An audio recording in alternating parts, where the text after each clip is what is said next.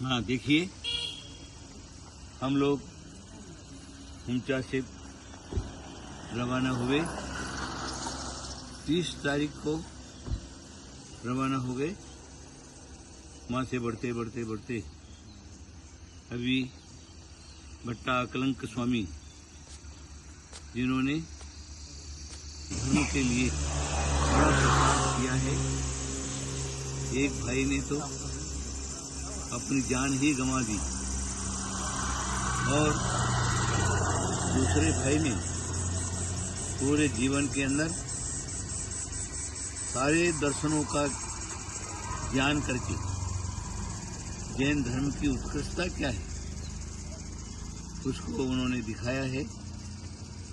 वादियों से वाद करके जैन धर्म को विजय दिलाई है। उस समय बौद्ध धर्म का जोर चल रहा था। उस समय बौद्धों के साथ वाद करके, विवाद करके सत्य क्या है वो सत्य सामने रखा। ऐसे अकलंक स्वामी, उनका समाधि स्थान, कब्रिस्तान स्थान सोदा मठ करके हैं, अकलंक पीठ है। वहाँ पर वर्तमान में अकलंक पट्टाचार्य भट्टारक स्वामी विराजमान हैं, जो नवयुक्त हैं, अच्छे कार्यकर्ता हैं। क्षेत्र की कायाकल्प उन्होंने किया है।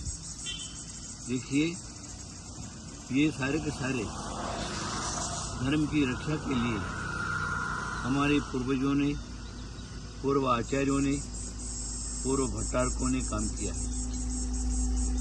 अभी हम सब लोग सोदा मठ से कुछ एकदम नजदीक पहुंच गए हैं।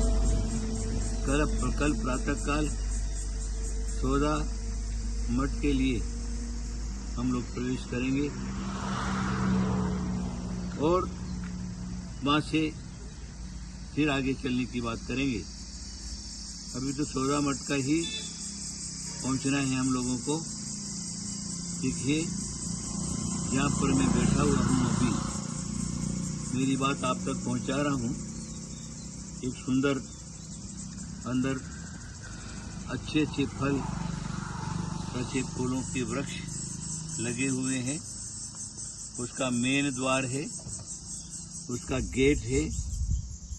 मेन द्वार जो है वो प्रमुख रहा, अच्छा रहा, वास्तु के हिसाब से रहा तो उस जगह का मालिक समृद्ध बनता है, धनवान बनता है, लक्ष्मीवान बनता है। उसके परिवार में सुख शांति और समृद्धि आती है। जीवन में सब कुछ पाया, सुख शांति समृद्धि नहीं पाया तो उसने कुछ भी नहीं पाया। धन संपत्ति तो निसार है, वो आज है और कल नहीं है। देखिए, मैं आपको बताऊं, संसार का स्वरूप नारायण श्री कृष्ण शरीर के महापुरुष, जिनको लोग प्रातः काल नारायण नारायण करके नाम जपते हैं, राधा कृष्ण करके नाम जपते हैं।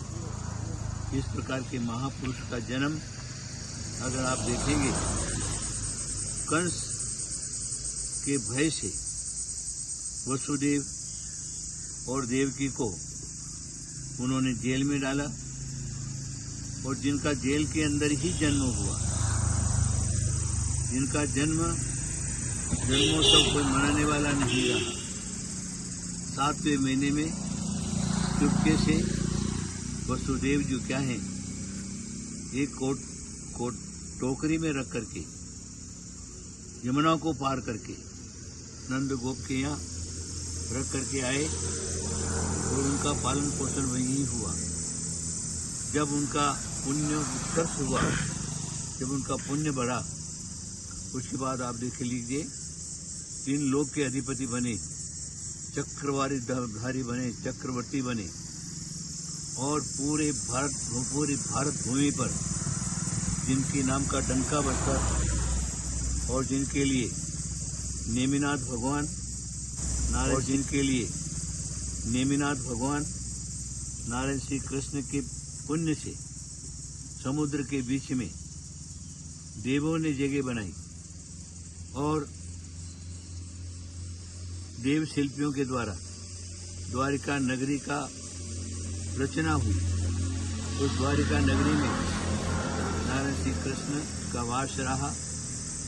वसुदेव वहाँ, नारायण श्री कृष्ण वहाँ, नेमिनाथ तीर्थंकर वहाँ। उस परिवार में अनेक प्रकार के महापुरुष पैदा हुए और द्वारिका नगरी में उन्होंने अपना जीवन काटा। समय का फेर है। इस प्रकार के समय के फेर अनुसार मनुष्य के जीवन में उत्थान और पतन दोनों आता है। जब पतन का समय आया तो एक ऋषि के श्राप से, एक ऋषि के क्रोध से, जिसका नाम दीपायन था, द्वारिका भस्म हो गई। परिवार में कोई नहीं बचा, सिर्फ नारायण श्री कृष्ण और बलदेव बचे। हताश होकर के जा रहे, अपने सामने अपनी नगरी, अपना परिवार आदि आदि सबको भस्म होते देखकर कुछ नहीं कर सके। सोच लीजिए, जो त्रिखंड का अधिपति चक्रधारी महापुण्यात्मा, इस प्रकार का जो जीव है, वो अपने परिवार को जलते हुए, द्वारका नगरी को जलते हुए आंखों से देख रहे हैं, लेकिन उसकी रक्षा नहीं कर सके, किसी को बचा नहीं सके। दोनों ही जंगल की तरफ जा रहे, वहां पर भी कोई नहीं। नारायण श्री कृष्ण बलदेव को कहते हैं, मेरे को प्यास लगी, पानी दो, पानी दो, पानी दो। बलदेव कहने लगे, कृष्ण भाई तू एक पेड़ के नीचे सो जा, मैं अभी पानी लेकर के आता हूँ। बलदेव भी पानी लेने के लिए चले जाते हैं। पीछे से जरद कुमार, जिसको हमारे महाभारतकार ने जरद कुमार का राक्षस माना, और हमारे जैन धर्म के हिसाब से जरद कुमार जो क्या है, नारायण श्री कृष्ण की वंश परंपरा के ही भाई के रूप में, चचेरा भाई के रूप में थे। वहाँ शिकारी के भेष में घूम रहा था, शिकार नहीं मिला। नारायण कृष्ण ने पेड़ के नीचे तो कुछ आराम कर लूं, पीताम्बर ओढ़ करके सो गए। दूर से देखता है कोई पशु पेड़ के नीचे बैठा हुआ है। उसने क्या किया, धनुष के ऊपर, धनुष की डोरी पर बाण चढ़ाया और पूरी ताकत से खींच करके और बाण को छोड़ दिया। तो बाण सीधा नारायण श्री कृष्ण के पाँव में लगा, और पाँव में लगने के बाद नारायण श्री कृष्ण उठ के जागी, उठ खड़े हुए। सोचा, आवाज लगे, अरे भाई तू कौन है, क्या है। मैंने आज कभी भी पूरे जीवन में महाभारत के युद्ध में भी निहत्ते को नहीं मारा, लेकिन मैं तो निहत्ता हूँ, अभी मेरे पास कुछ भी नहीं है। तुम मुझको मारने वाले कौन हो। जब दोनों की भेंट हुई, नारायण श्री कृष्ण ने उसको यही कह रहा हूँ, इस प्रकार के द्वार को चुनिए, इस प्रकार के मंगल गेट को चुनिए, इस प्रकार मंगल ग्रस्त को, मैंने उसको मार्ग को पकड़िए, जो जीवन में आपको कभी कष्ट नहीं आवे। वो सिर्फ मार्ग है तो धर्म का मार्ग है, अवश्य ही धर्म के मार्ग से आप लोग चलिए, आप लोगों को कल्याण होगा। कल्याण का दूसरा कोई रास्ता नहीं है। जो संसार में हम आए हैं और यहाँ से जाना है, तो हमारे साथ में कुछ नहीं जाता है।